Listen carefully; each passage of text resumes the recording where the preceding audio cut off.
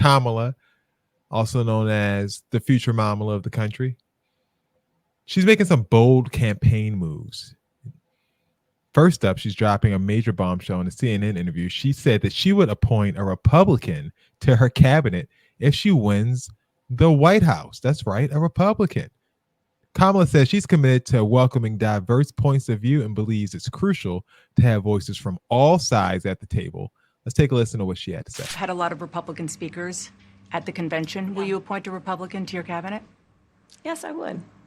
Anyone in mind? Yes, I would. No one in particular in mind. We got 68 days to go with this election, so I'm not putting the cart before the horse. But I would. I think it's really important. I have spent my career inviting diversity of opinion. I think it's important to have people at the table when some of the most important decisions are being made that have different views, different experiences. And I think it would be to the benefit of the American public to have a member of my cabinet who was a Republican. Now, of course, Kamala wouldn't be the first president to do this. Presidents from both sides have crossed the aisle for cabinet picks before. But in today's political climate, things are very, very, very, very divided.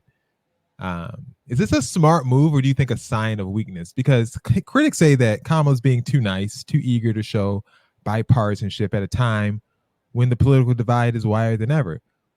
What do you think? Is it a brilliant strategy or too much compromise? I think it's funny. I don't think it's too much compromise. I don't even necessarily think it's strategy. I think it is something that just kind of makes sense. But the thing that scares me a little bit is Republicans of today. They're not the John McCain, Mitt Romney Republicans. This is a different group of people, and that's the only thing that gives me like a little bit of like it scares me a little bit because it's like, it gives me a little bit of pause. Yeah, because if these are people that I think would get in there and help do the work, and you literally want to do what's best for the country, then absolutely do it. But if you're only going to get in there and push your own agenda and hold people up and filibuster and all those kind of things like that, then we don't need you there. So she did have what was it, Adam Kinzinger? Sorry, I'm having a tough time saying that person's name. But he spoke at the DNC, and he seemed like he was he was very eager and willing to step out.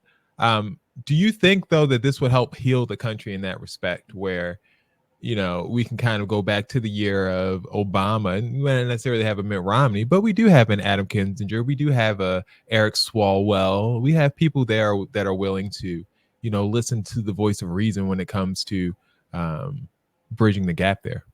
No, because what happens in those situations is we don't have like the John McCains and Mitt Romneys. We have Donald Trump, and like when John McCain and Mitt Romney, so let's say I don't mean Donald Trump himself. I mean people who are following behind Donald Trump. Like right. But my question is though, if say Kamala wins, that's best case scenario for everybody involved, right? Kamala wins. Okay. And we get 4 years guaranteed of Kamala Harris, right? Okay. 4 years down the line, is it realistic to think that Donald Trump's going to drag his decrepit carcass out to run again? Does he still have control of the party after this if he loses? Because he's lost twice now. Would you still? What's the point of having him in as the head of your party if he can't win a general election at this point? But I don't think it's him anymore. At this point, like Donald Trump is just like, it's like a roach, right?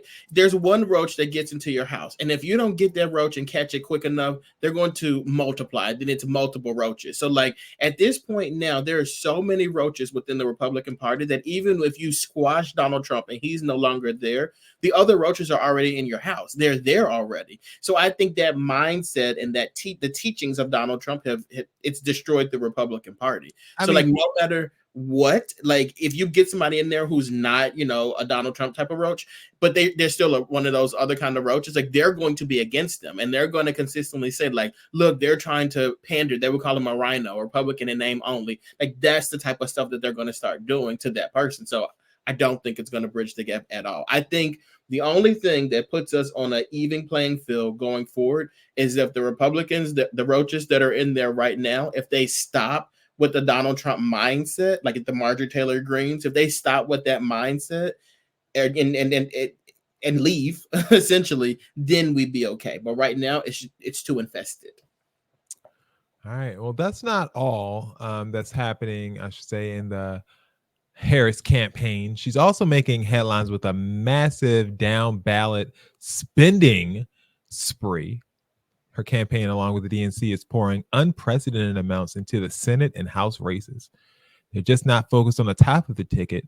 They're trying to flip the House, keep the Senate, and strengthen their hold on key battleground states. The Harris campaign and the DNC have already surpassed past records thanks to a fundraising surge after Biden dropped out. This early cash flow gives Democrats a head start, allowing them to beef up their campaigns and connect with voters in critical states like Arizona and Pennsylvania. $25 million is going to be siphoned down to those smaller races in the general election coming up. Dex, is Kamala Harris flexing her muscles too early by donating this $25 million to other causes, or does she rightfully see herself as the front runner in this race? She thinks she Robin Hood, huh? You really? I mean, she's like, I don't need this money. I ain't never seen nothing like it. We good over here. Like, I don't 25 million. What am I gonna do with that? Let me get this straight. I got too much money to spend. You mean to tell me you have so much money that you're giving it to other people to fund their campaigns? Mind you, your people were texting me every other day, asking me for $5 and $10. Like something. Well, that's why they got it. You know, they got it now. Something's not clicking. Why are y'all begging me for money if you giving money to everybody else? Well, see, they didn't think he was going to respond. Honestly, that's probably what it was. Why are you begging anybody for money if you got $25 million to blow? They're not still texting you, are they?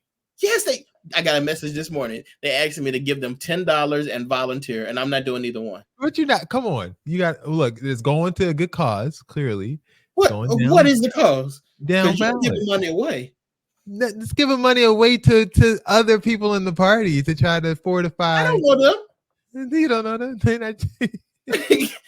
Why are you giving my money to somebody? How you raise money? People need commercials. You know what I'm saying? People need money. I'd be damned if I give you some money for you to shoot a commercial. $2.